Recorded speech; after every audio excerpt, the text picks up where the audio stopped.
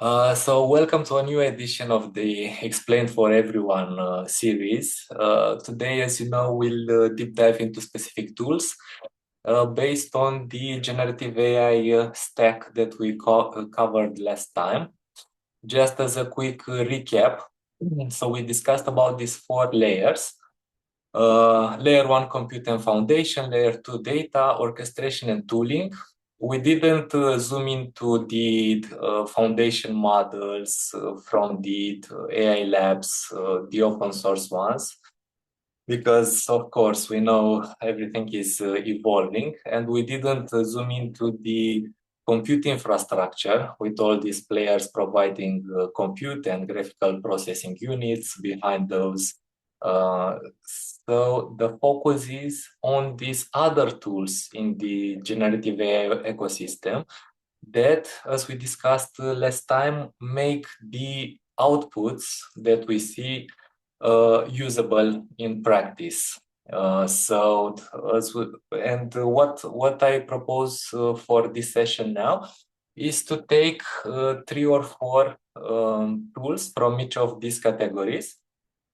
Like I did some screenshot from Fireworks AI, Base 10, from Inference and Serving. Then from training data, search, Mercor, Turing. Okay, so we'll see a bit about each of these selection of tools from each of these categories. Bülent, I'm not sure if it's just me, but you're breaking up a bit. Yeah, the same here. All right. Can you hear me now? Or is it still... Much better.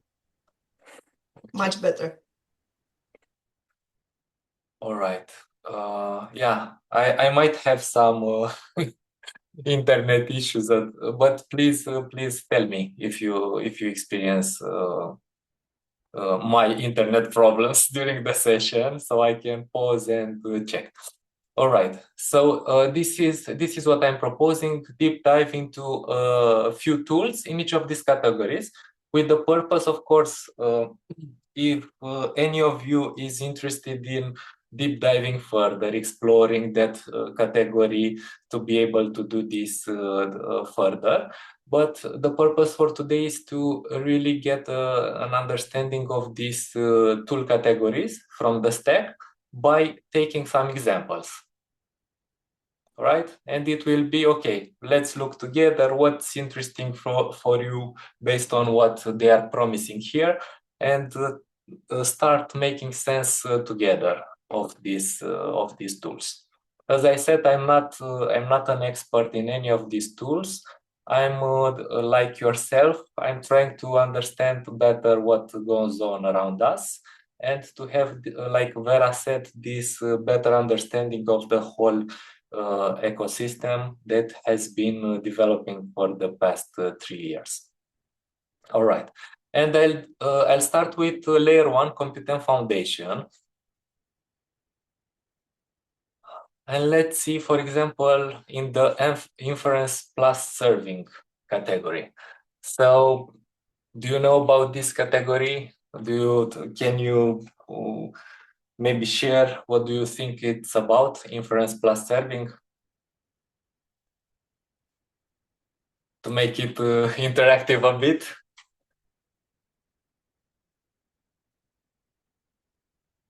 Okay, so quick recap before I deep dive into the actual tools. So it goes like this. Oh, it's here. Sorry. It goes like this. So we have these large models. Okay. So we have. Sorry. Let me redraw this. All right. So a quick recap about the categories first. We have these large models, okay, that each of us has some preferences based on our experience so far, based on ethics, based on the model availability based in the tool that we're using, in the company that we're working in. And then there is this compute infrastructure that offers this processing power with the GPUs and optimizing how the GPUs are used and caching and all these kinds of things. What inference plus serving does as a category, if you imagine every time we use kind of prompt for these models, whether it's direct prompt, whether it's a combination between system prompt with the retrieval augmented generative thing that we discussed last time. Everything, it's called inference, okay? So these queries are called in this very technical terminology, sorry, they're called inferences that the models need to address. And because these inferences can be very wasteful if they are not done right, there is this category of tools that are optimizing how inferences are done. Okay, so they're optimizing how the queries that we're sending as users or the systems that we're using are sending to the models, so that in a way there is a cost optimization and token optimization based on only at this inference layer. And also, as we'll see, there is this serving aspect of how the tokens are served. Okay, and there are various optimizations in how, for example, tokens are being served for the applications to be used. A bit abstract and high level. That's why I wanted to deep dive into the actual tools, so we can explore together. Okay, so let's see what we have here. We have Fireworks AI, which is a tool that you can see it's based on the open source AI models. Okay, so from the big picture here, it's a tool that optimizes these queries, these inferences for the Hugging Face, Meta, DeepSeek, and this kind of models that are being offered open source. Okay, and the value proposition, the promise is, okay, it's blazing speed, optimized for your use case, scaled globally with the Fireworks Inference Cloud. All right, and what you can build on Fireworks is the various use cases: code assistance, conversational AI, agentic systems, search, multimodal, enterprise RAG. But these are things that are built on top of this logic. Okay, you have the models. So I'm trying to do it as non-technical as possible, real time, so bear with me. All right, so you have these models. You have, as I said, these inferences, the queries that go to these models, and you have these inference optimizations that are being done. Okay, so it would be, the diagram would be like this. This tool comes here. And not for all the models, but for the open source models. Make sense? As Fireworks, in a nutshell, of course, it does many other things, but the essence of the tool is this. And as you can see here, is this complete AI model lifecycle management. So there is this concept and tool category of model lifecycle management. There are actually roles that that are appearing, like people actually working on large language model operations, LLM ops. If you heard about this kind of roles, they are the kind of people that work with, okay, my company has access to these models. Okay, above in the layer 2 or 3, there are this data, there are this orchestration. But how do we optimize the inferences for these models? So this is the use case for which Fireworks AI is built for. I'm gonna continue because the other tools are in the same category. See, it's this inference everything. This tool says fastest, so you can see the speed is important in the sense that you can imagine, okay, we're sending some queries, we're doing these inferences towards the models, but when it comes to serving the tokens, is the user, like the employee or the customer, are they waiting for 3 seconds for an answer to appear or for a connection to be made based on the various tools? Or are these tokens served fast based on the optimized inferences that these specific tools help for? So this is why this tool category exists. Of course, cross-cloud, high availability, developer workflows, various other things, and with diagrams like, okay, this is your cloud, this is the infrastructure of the base 10 in this case, and these are the models, like from Meta and from others, from Mistral and from others, that are being accessed by this base 10 infrastructure. Okay, and with this, so these are the most technical ones, okay, because we are at layer 1. See, it says the fastest inference takes more than GPUs.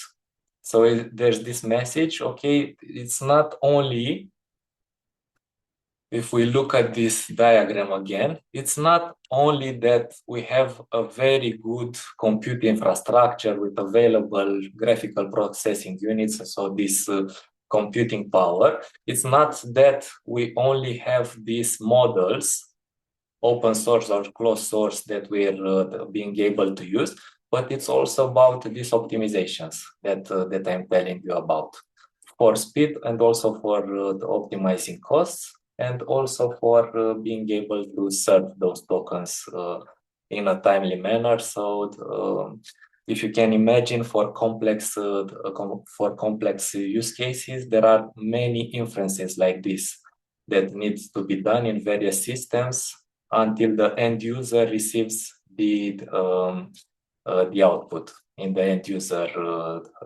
application. So all of these infrastructure things need to work very fast. Make sense? And model, again, faster. AI infrastructure built for performance. You can see here with these optimizations, with cold start, many technical terms, but the essence is this: to be able to make this connection between the compute and the models, so that we see optimizations and speed. Any questions about this first category of tools? So I would have a question, but yes, maybe it's a stupid one. I'm not sure. So could you no stupid questions. So it would help me a lot if you could give a couple of examples of types of processes or types of workflows where it would make sense to implement such a translator between the model and the task itself. Yeah, so if we look at these examples from here, right, like these 4 cases, let's say a chatbot that knows your company's documentation.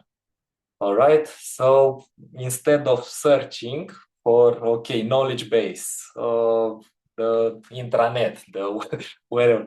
Okay, so as an employee, you come to this tool, and based on what you need to do, it brings you relevant information from the company's documentation. Okay, so for this, see, it's a combination here of various elements from the periodic table, but what you can imagine basically is that in order for that retrieval augmented generation to work, so for those augmented prompts based on the company data that is well structured, and it's put maybe in with these embeddings in some vector databases that we discussed last time. Okay, so in order for you to receive, based on your prompt, to receive a timely answer and in a cost optimized way, so that, for example, let's say we have 1,000 employees that all of us are searching for information in this tool, in this chatbot, in this example. You can imagine that if you don't optimize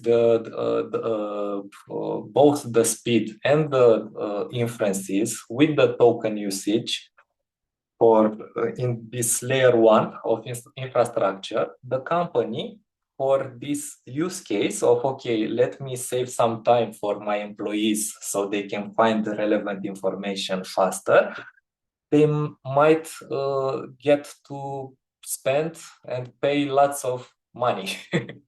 So this is why both for getting fast answers upwards on the layer, but also for optimizing the costs. And you'll see there are other tools for optimizing costs, like those routing tools, in the sense that, okay, for trivial stuff, you might use this lower capability but cheaper open source model. For other more complex, you might use some reasoning models that are more expensive, but it might be a good business case for that. I don't know, the salesperson that needs to prepare relevant proposal for closing the deal fast. It might be a use case for which, as a company and as policies and everything that's set up as an internal full ecosystem, it might be a good case for using those reasoning models, very expensive, very cutting edge things. But for all of this, there is this whole stack. So we are discussing only about this category. No, and this was my message also last time. If we understand that there are many puzzle pieces that are coming together to be able to offer accurate information based on using these capabilities of large language models, which comes with pros and cons, okay, with the probabilistic, with the high expense for sometimes and everything. Looks like it might, many puzzle pieces are aligned for these multi-agent systems that we'll discuss at orchestration. But I'm going further now. Thank you. So this is the first category. Then the second category is around model customization. So there are these entities like Applied Computer, Model AI, or others that what they're offering is to customize specific models for companies, in the sense that you have the large models, you have the business need. Let me see, early customers. Okay, so let's say DoorDash that work with this applied compute. So DoorDash, you can think of it as a delivery company mainly in the States, but also in other things.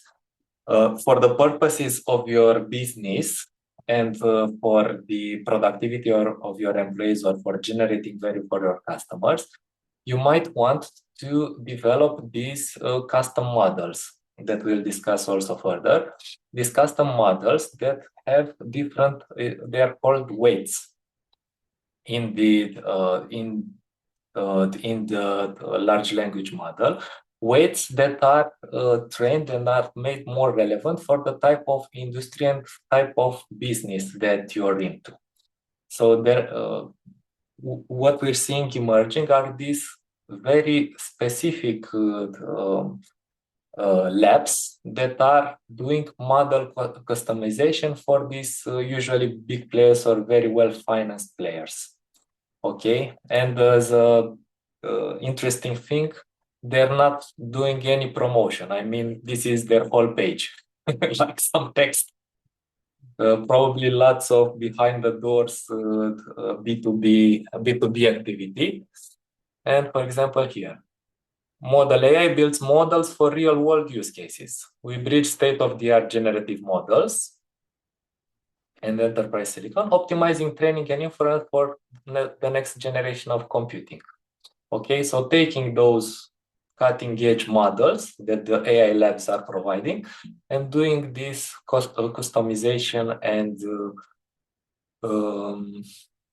adapting those models for specific uses.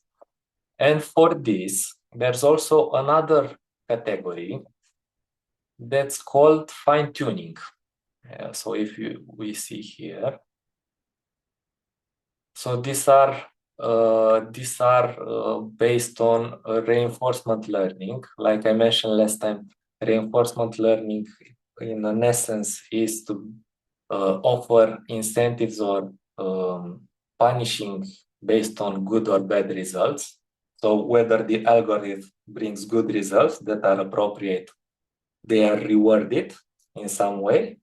If they bring bad results, they are punished, and that's how those weights are being adjusted. So in a very non-technical way. Okay, fine tuning, and we'll see here with Onslaught.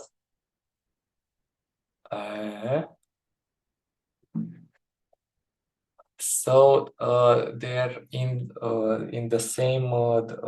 It's another way of customizing models. As you see, the same faster with Onslaught, easily run and train models. Okay, so there's this. Okay, there are all those models that are or those models that are available from the big labs, big AI labs. What we're doing is taking and fine-tuning. So this reinforcement learning and fine-tuning are various ways of customizing the models. This tool is made for fine-tuning, where, for example, you can get that customized model for your use case for your business based on this other methodology. With Model Arena, it's lots of technical stuff if you want to get into this, but as an outcome and data recipes, lots of technical terms. The outcome, as you can see here, is that you get a model that you can, for example, as a company, you can also run locally for the purposes of your use cases, of your business, of your processes, and things like this. So this Onslaught, they are the market leader in this fine-tuning category. Any questions? I know it's a lot to take in. I did this. Please, Vera. We are processing.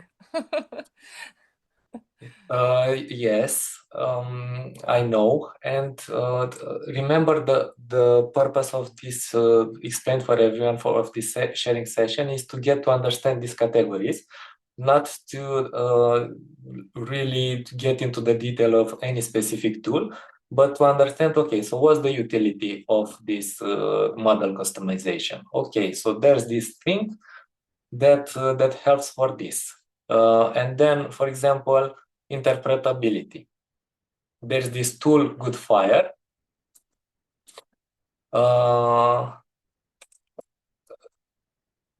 Look, this is the value proposition. So interpretability is to help understand the models that are being customized, basically, and that is why in Goodfire it's put in the category of model customization.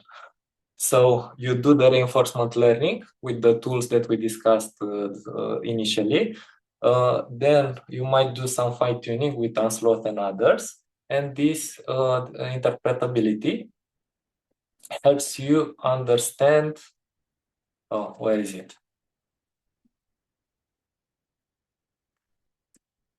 Deep understanding of how models work, and build use the insight to build custom interpretable AI models. So this is the value proposition of these specific tools. So you're training a specific model, you're customizing it. Do you understand what it does? And here, this kind of labs, Goodfire and others, help. But in the same category of model customization. So we're here. So we covered this and this. All right, and now the most interesting category that I found while looking at this map that it's a bit scary. It's training data with human data. And dear colleagues, let me share with you what these tools are doing. So look here at Mercor that I was mentioning just had a massive data breach scandal. So what they're doing is they're paying experts in various fields, like you can see here, software engineering expert. Okay, you might make some money by developing software in your as an employee or with your own business, or you might work with Mercor for between $50 and $150 per hour to do what? And I screenshot this job description from the biology PhD, but it's similar for other expert roles as well. Look, what you'll do. Write and refine prompts to guide model behavior in a specific domain subject matter expertise context. Evaluate the responses to the queries related to software development, chemistry, biology, and all that. Fact-checking. So do this, use the public sources that you know in your field that are legit, and do this fact-checking. Annotate model responses and these kind of things. What these very big and very well-funded companies are doing is to provide all this human data on various subject matter expertise for the training of the models. So this human data, if you see here, and the other Search AI Turing do the same thing, but with various different positionings. But you can look at it like this.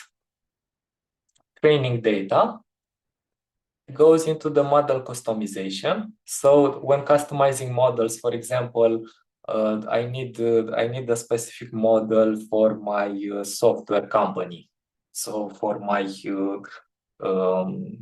company that develops software.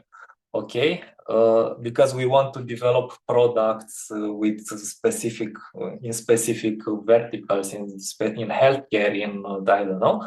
So for developing this kind of model customization, on the one side you access the models, the foundation models. On the other side, you need compute infrastructure and things like this. You need optimized and speed, like we discussed. But you also might, let's say, if you develop products for healthcare, you might buy data from Mercor that has been paying experts in the medical field on various specializations, and to be able to train the custom model for the things you need to do. So this would be in a nutshell. Hope you understand at this point. Okay, and let me continue. Look, this other one, Surge AI. Raw intelligence meets battle-tested experience. Wall Street economists, McKinsey consultants, NASA engineers, Supreme Court litigators, Stanford researchers. So all these people are doing some money for the purposes of training specific custom models. So offering this data and all that reinforcement learning human feedback thing for the various purposes of the buyers of clients, of Surge AI, Mercor, and Turing and others. And Turing is the same thing. We create post-training data sets. So RLHF is reinforcement learning human feedback. It's the same thing based on the feedback of the person, in this case, the subject matter experts. The model is customized based on the rewards and punishments with adjusted weights. But that's that. So this is why I shared that it was the most astonishing tool category for me. Okay. Next, then reinforcement learning environments. It's another technical category, but you can think of various players, various labs that are offering their environments for the reinforcement learning to be done in a proper manner. So my understanding is that, for example, these reinforcement learning environments providers are helping players from this to do the reinforcement learning better. And also we have this other category of real world data that besides the human data, and we'll see now what real world data means, it's also a provider for the model customization. And let me share with you the real world data. Where is it? Proveo. Training ready video and audio data for world's top AI labs. So what they've done is they've collected lots of actual videos and lots of audios from various verticals and various, like you see here, dance and choreography, urban cycling. It's a bit scary, but yeah, there are lots of videos and lots of audios that they are providing. Look, train your models with our data, and they are selling both to the frontier models, both to the AI labs, to the big AI labs, but also to these smaller players that customize models for companies, or for companies that customize their own models. So there's this other real world data for AI development, trusted source for AI ready real world data and expertise at every stage. David AI, this is on sound. We are an audio data research company. Bring AI into the real world through voice. All right. And with this, we finalized the most complex and the most technical and the base of the whole ecosystem, the computing foundation. Any reflections?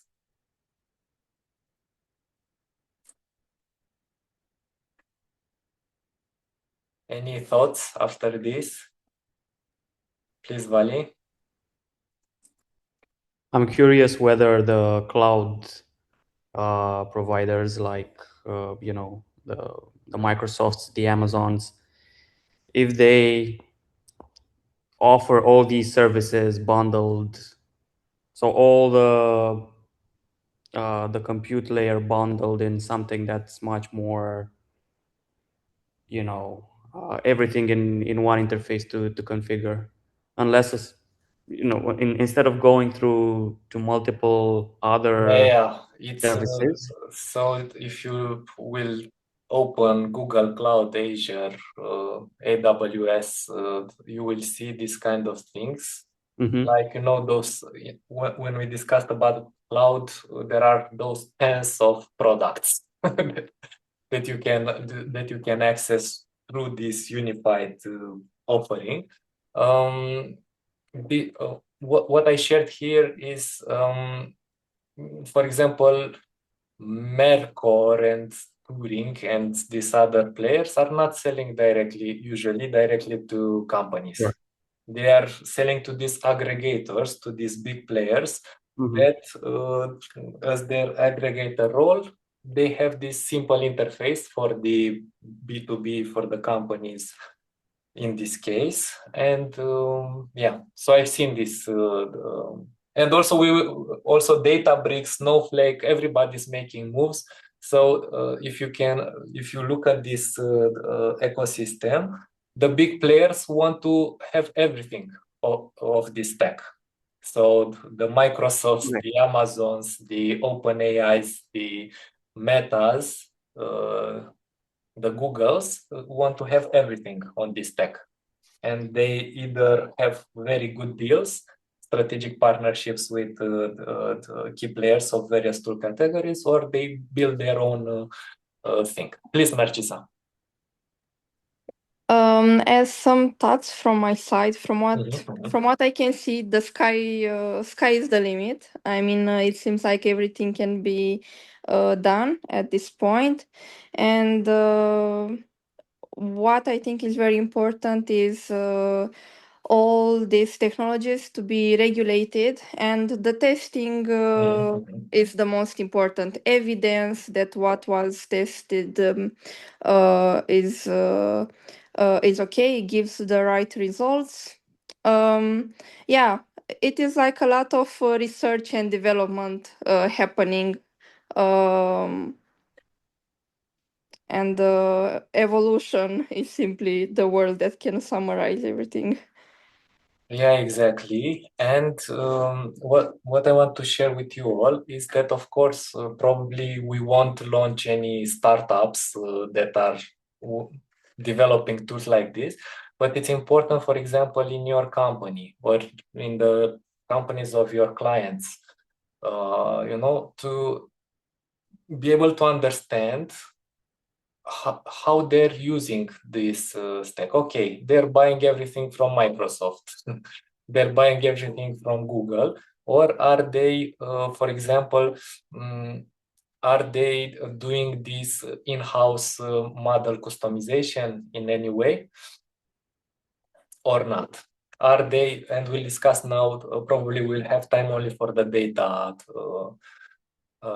Look, it will be a trilogy, it seems. It's lots of information, but it's useful because if you look logically at, okay, we want to make good use of AI in our business. Okay, you can use directly some of these user-facing products that are AI powered, but are not necessarily linked to your company data, to your industry kind of model, industry specific model, or you can invest in these other layers as well. And probably what I'm seeing, on the one hand, startups are going fast by just using everything that's available with Cloud Code, Replit, all these cool tools.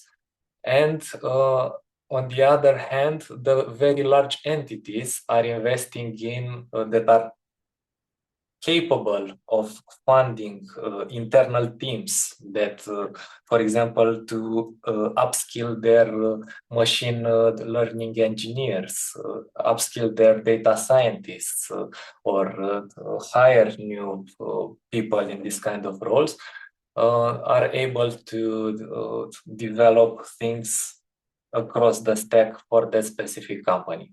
Probably for most companies, it isn't a good business case to invest, and they just look how to partner with various entities to buy services or do this kind of without developing in-house. And we'll cover this like Mili proposed last time. We'll cover this in a later session.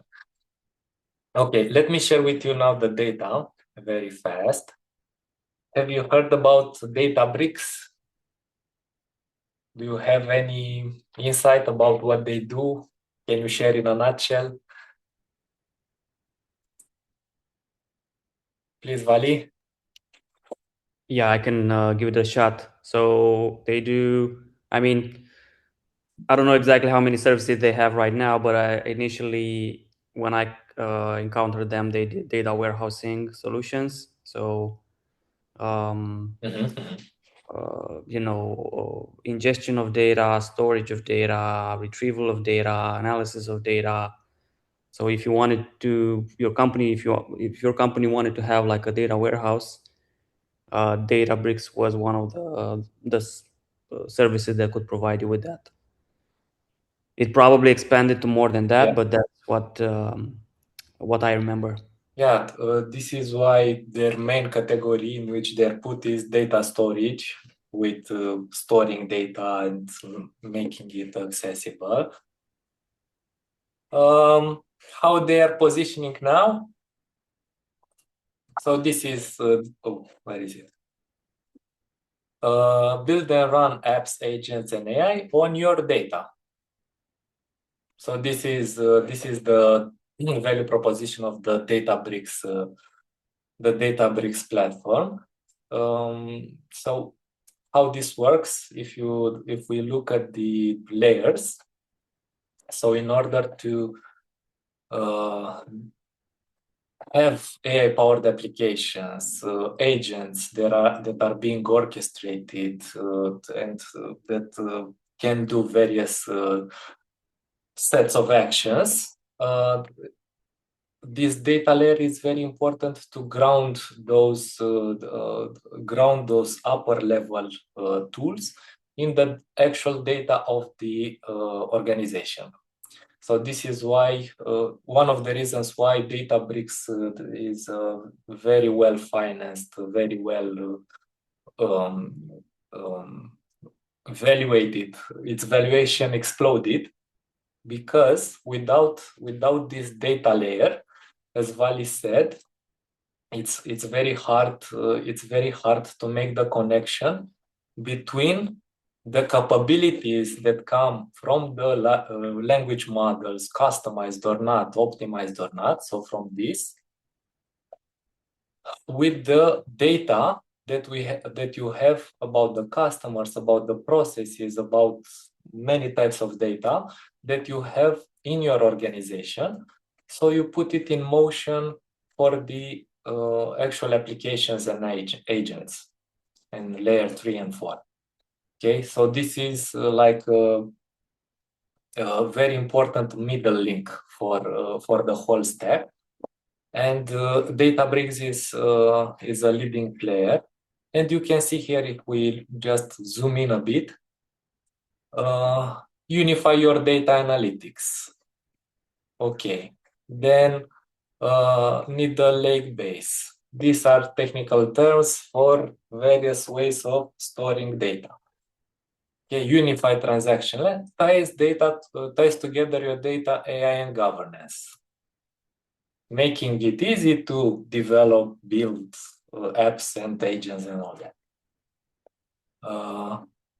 It works for your business. So there is this grounding in the data of your specific business. Okay, I will insist only on Databricks. The others are similar. Intelligent analytics. On top of the layer of having the data, you can put this BI layer or analytics layer that help you internally make decisions or things like this.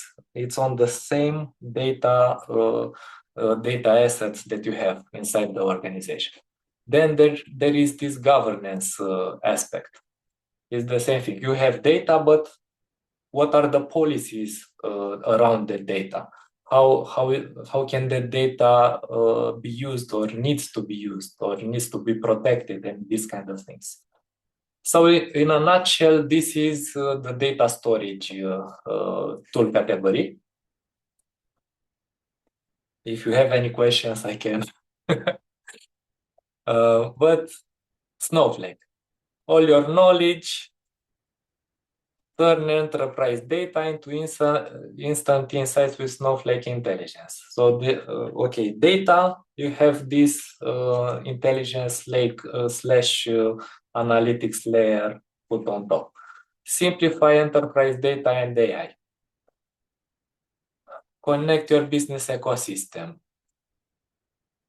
Achieve universal business continuity. Always on the workloads based on the data. Smash data silos. Okay, so lots of value propositions in this essence of making good use of your data, helping you organize and make good use of your data, and of course store it in some ways that are easily retrievable, accessible when they will be needed to be used by the agents or the AI-powered applications. All right, and Pinecone, this is the leading player for the vector databases that I mentioned last time. So these are different type of databases in which, like we discussed last time, you store those meanings, those embeddings. So it's an optimized way of storing the data for the purposes of being consumed by the large models. Okay, and there's this Pinecone tool that is a leading player here with what I wanted to share with you here. Yeah, with this idea that because of the optimized storage in these vector databases, of course, you have this speed, because data needs to be retrieved to be used further. And you have these optimizations in terms of speed, reliability, and these kind of things provided by Pinecone and others in the category. Okay, so this is about the data storage, and then there's and with this we'll close this information intensive session. Data pipelines is how this data needs to go through a pipeline in order to be used by the models.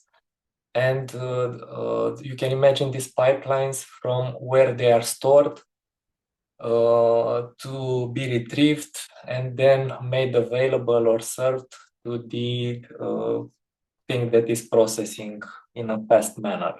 So let's see some Reducto and okay. So what unstructured does, for example, is extract data from various sources that you can connect, as you can see, including Databricks and Dropbox and Google Drive. Then there is this transformation, parsing, chunking, so grouping together, embedding, augmenting, enriching data. Then loading, that's serving that I was mentioning. So you need, after you get the data and you would make it proper, you need to serve it to these other systems to be used. So there's this load, and I don't know, the fourth one. Smart routing. Okay, I didn't deep dive into this. Third-party integrations, this kind of stuff. But as a category, because this is the essence, as you can see here, at Reducto as well, turn documents into data. So how? Because the value proposition, the promise of these tools is make better use and organize better your data so that it can be used in together with these models and these other tools in the ecosystem.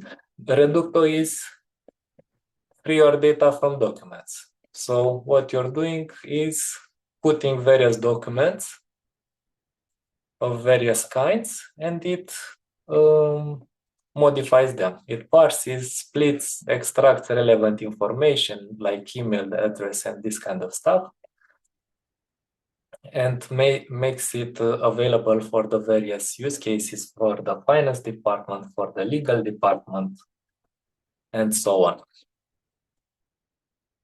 Makes sense as a deep dive into these two layers? So as a quick recap, besides the models and the compute infrastructure, we have this category of optimizing the inferences and the serving of the tokens of the models,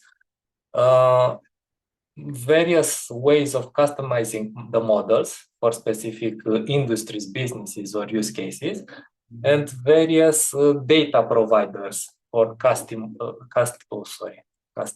models. Real world data, human data, this kind of data. And then we have this very important layer of storing and serving the data properly.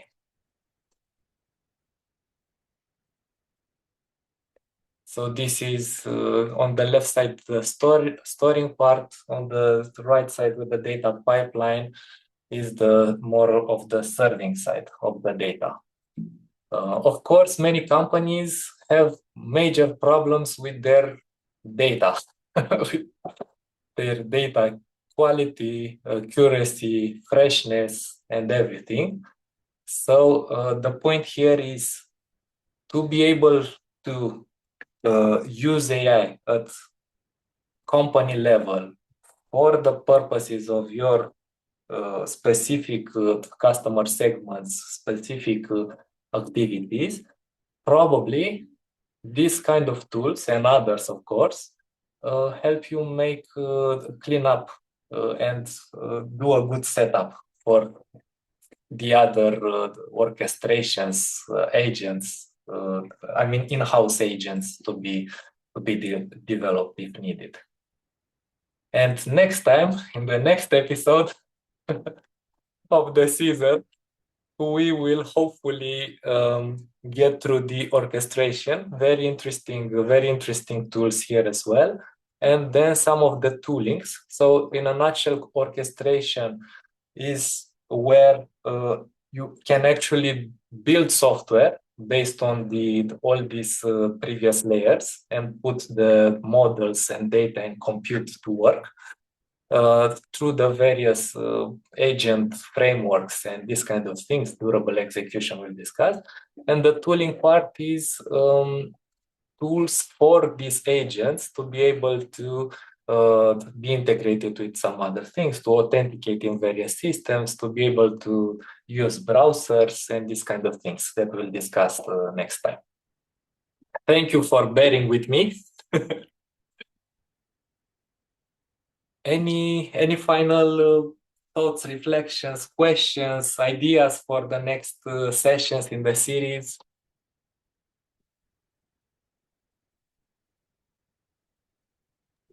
So I would just like to say thank you for bringing so much clarity around this black box, which is the entire AI ecosystem, I guess.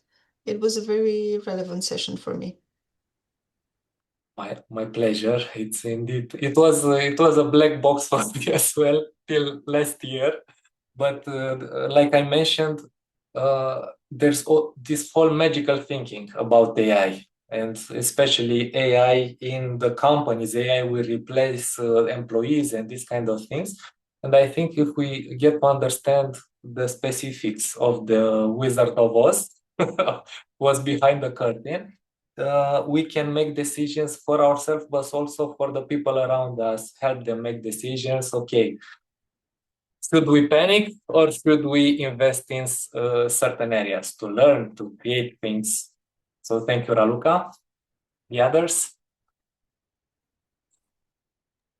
I think the complexity of the whole topic increased a lot in the last year, I think. So quite fast compared to where it started in 2022. And the way I see it, it creates a whole industry with jobs, creating jobs, deleting jobs, creating the need for regulation, creating other types of issues like sustainability or environmental. Probably you know about the data centers that supposedly are generating increase of temperature up to 10 kilometers around. This is a new, let's say, finding that needs to be proven, but there are concerns already on this topic as well. So it's a whole range of topics and issues that it brings along.